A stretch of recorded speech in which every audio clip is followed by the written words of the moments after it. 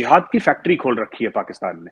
मैं आपसे ये पूछ रहा हूं, चलिए आपने हाफिज सईद को जेल में डाल दिया, वेरी गुड, ठीक है।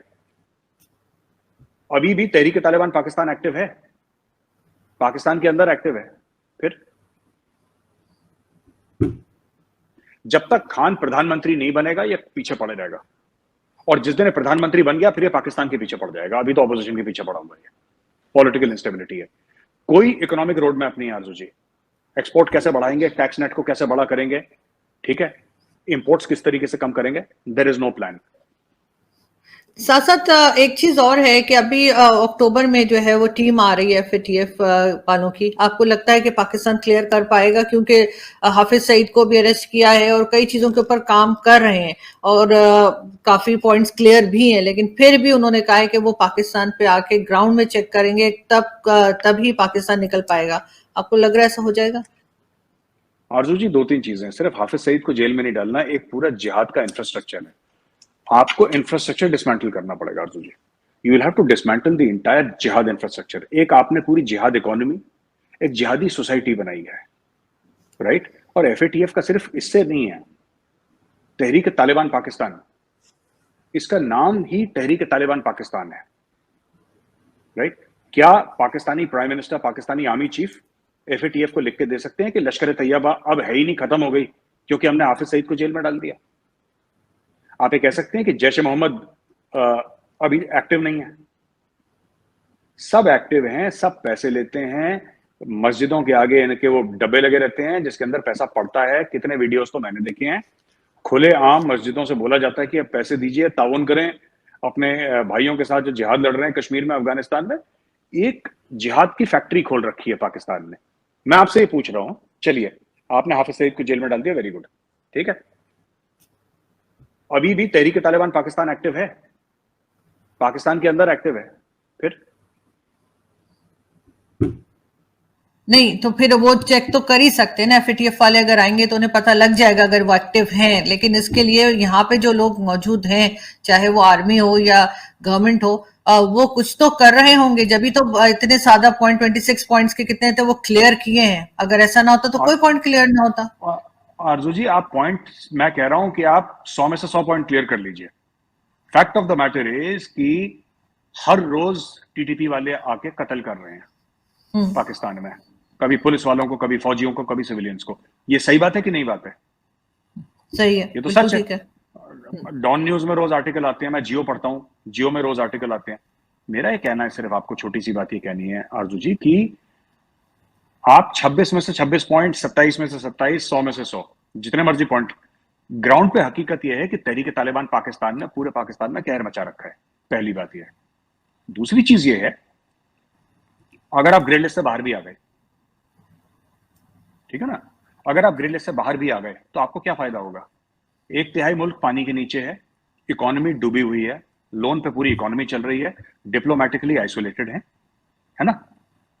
तो आरजू जी अब बताइए कि पॉलिटिकल इंस्टेबिलिटी जबरदस्त है, इमरान खान रुकने का नाम नहीं ले रहा, वो जलसे पे जलसा कर रहा है, वो डेली जलसा कर रहा है, उसकी जिंदगी जलसा है। तो कहने की बात यह है कि अगर मानिए कि मैं कह रहा हूं चलिए दूर हो गए अक्टूबर में आप लोग, आप ग्रे लिस्ट से बाहर आ गए, फिर क्या होगा? आपको क्या लगता है कि उससे प्रॉब्लम कम हो जाएगी? प्रॉब्लम तो आपकी उतनी बड़ी है, 3-4 प्रॉब्लम आपकी रहेंगी, और ये बहुत जबरदस्त प्रॉब्लम है 3-4 जो रहेंगी। देखिए, एफएटीएफ से हट गए, माना कि हट गए, मैं कहता हूं हट गए, ठीक है। आपका करीब 10 साल का प्रोजेक्ट है, मिनिमम 10 इयर्स का, और करीब 50 अरब डॉलर से ज्यादा का प्रोजेक्ट है सिर्फ पाकिस्तान को वापस अपने पैरों पर खड़ा करना because of the floods, right. Number 1। Number 2, political instability. जब तक खान प्रधानमंत्री नहीं बनेगा ये पीछे पड़े रहेगा, और जिस दिन प्रधानमंत्री बन गया फिर ये पाकिस्तान के पीछे पड़ जाएगा। अभी तो ऑपोजिशन के पीछे पड़ा हुआ है, पॉलिटिकल इंस्टेबिलिटी है, कोई इकोनॉमिक रोड मैप नहीं है आरजू जी।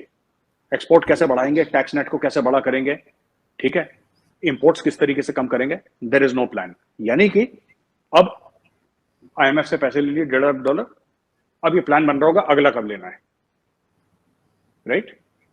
ठीक। अब आप इसकी, सिर्फ इसकी खुशी बनाना कि एफएटीएफ से हम लोग निकल गए, आपके पास 4 समस्याएं और हैं, 4 बहुत बड़ी प्रॉब्लम सर पे खड़ी हैं, और एग्जिस्टेंशियल क्राइसिस है पाकिस्तान के लिए।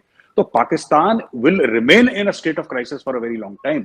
आप इसको छोड़ दीजिए एफएटीएफ, अब एफएटीएफ ना, ये जो बाढ़ आई है आपके यहाँ, जो पानी आया है, ज़लज़ला आया है, इसके सामने एफएटीएफ तो बच्चा है बिल्कुल। It's a very small thing that has happened. जो पाकिस्तानियों को बहुत बोझ लग रहा था ना कि एफएटीएफ बहुत कोई तीसमार खान है, वो इसके सामने तो बच्चा है, कुछ भी नहीं है। कितने अरब डॉलर चले जाएंगे, जानो माल का जो नुकसान हो जाएगा, इंफ्रास्ट्रक्चर का नुकसान हो जाएगा, फिर चाइनीज आएंगे नहीं आएंगे, ये बहुत सारी प्रॉब्लम है। पाकिस्तान को 10-20 साल तक इसके साथ डील करना पड़ेगा। FATF is very small thing आरजू जी। बिल्कुल, लेकिन फिर भी पाकिस्तान कुछ ना कुछ पाकिस्तान को रिलीफ तो मिलेगा अगर वो एफएटीएफ में से निकल गया।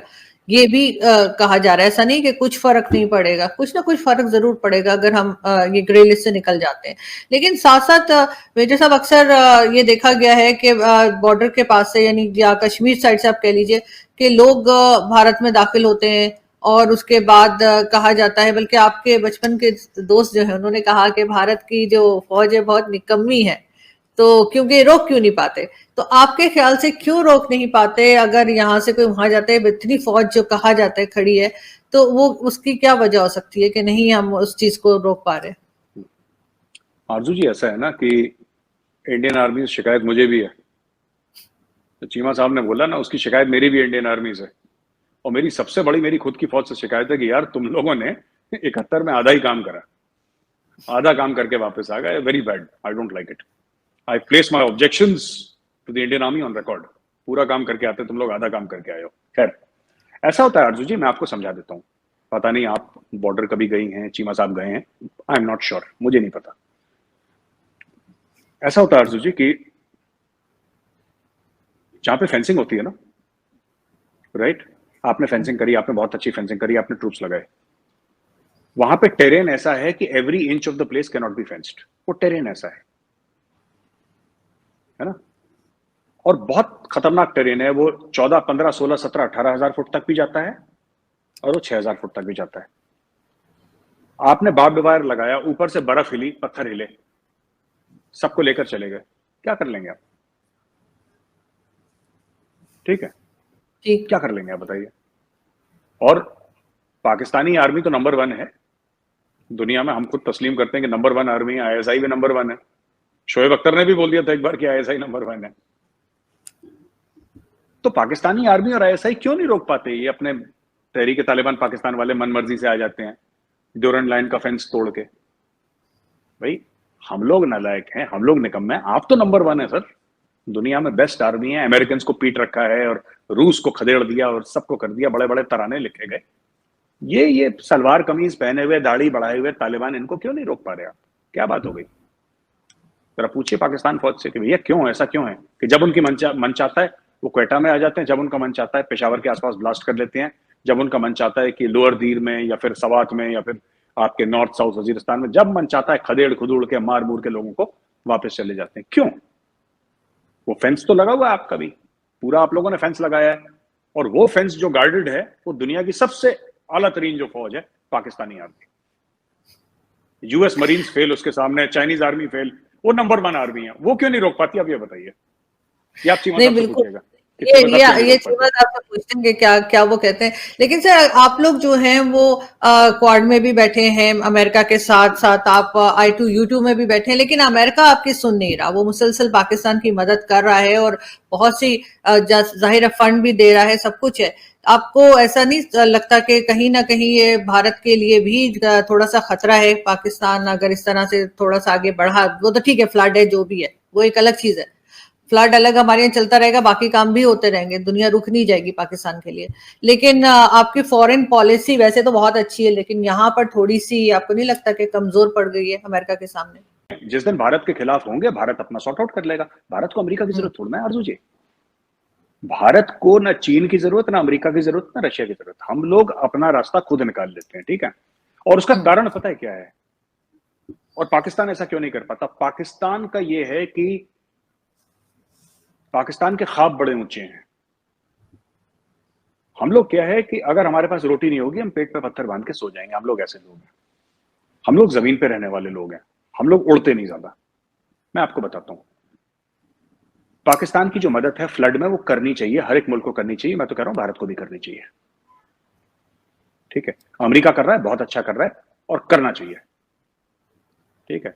इन लोगों ने, पाकिस्तान ने खुद अपना गेम खत्म कर दिया कि एवरी फ्रेंडली कंट्री, ये लोग ऐसे ड्रामा करते हैं ना, शहबाज शरीफ वगैरह, ठीक है, फ्रेंडली कंट्री ले लो, फ्रेंडली कंट्री से। तो दोस्तों कैसे हैं आप सब। स्वागत है आपका इंडिया वेब न्यूज में। दोस्तों टेरर फंडिंग के आरोपों के कारण वित्तीय कार्यवाही कार्यबल यानी FATF की ग्रे लिस्ट में फंसा पाकिस्तान इस सूची से निकलने के लिए फड़फड़ा रहा है। इसके लिए वो हर उस जुगाड़ में जुटा है जिससे वो इस सूची से अपना नाम बाहर निकाल सके। अब अक्टूबर में FATF की टीम इसके लिए पाकिस्तान जाएगी, यानी ग्राउंड पर देखने के लिए। अब जैसा कि मेजर गौरव आर्य ने कहा कि पाकिस्तान में जिहाद के नाम पर आतंकी पनपते हैं, उसको खत्म करना होगा और वो पाकिस्तान करेगा नहीं, क्योंकि वो इसकी पहचान है आतंकवादी बनाना। पाकिस्तानी संगठन खुद वहां की आवाम से ये बात कहकर पैसे लेते हैं कि कश्मीर में आप सभी के जिहादी भाई वहां लड़ रहे हैं, उनके लिए पैसे डोनेट कर दीजिए। तो इन्होंने तो पाकिस्तान में जिहादियों की फैक्ट्री बना रखी है। तहरीक-ए-तालिबान पाकिस्तान ने पूरे पाकिस्तान में कहर मचा रखा है, वहां के लोगों तक ये जुर्म करते हैं। अब जहां एक तरफ पाकिस्तान में बाढ़ की वजह से तबाही आई हुई है, तो दूसरी तरफ इमरान खान झलसे से बाज नहीं आ रहा है। अगर ये FATF की लिस्ट से बाहर आ भी जाते हैं, यानी पाकिस्तान अगर FATF की लिस्ट से बाहर आ जाता है, ग्रे लिस्ट से, वैसा ऐसा होगा नहीं, पर अगर फिर भी ये आ जाता है तो इनकी एक ही मुश्किल कम होगी। और जो ये और ना जाने कितनी परेशानियों में घिरे हैं उसका क्या। और एक तरफ जब तक ये इमरान खान PM नहीं बनेगा, ये चुप बैठेगा नहीं, और जिस दिन ये बन गया उस दिन पाकिस्तान पूरी तरह से खत्म हो जाएगा और ये रोज पार्टियां करेगा और वहां की आवाम जिंदा लाश बनकर रह जाएगी। तो इस रिपोर्ट में फिलहाल इतना ही। आप हमारे साथ देखते रहिए इंडिया वेब न्यूज।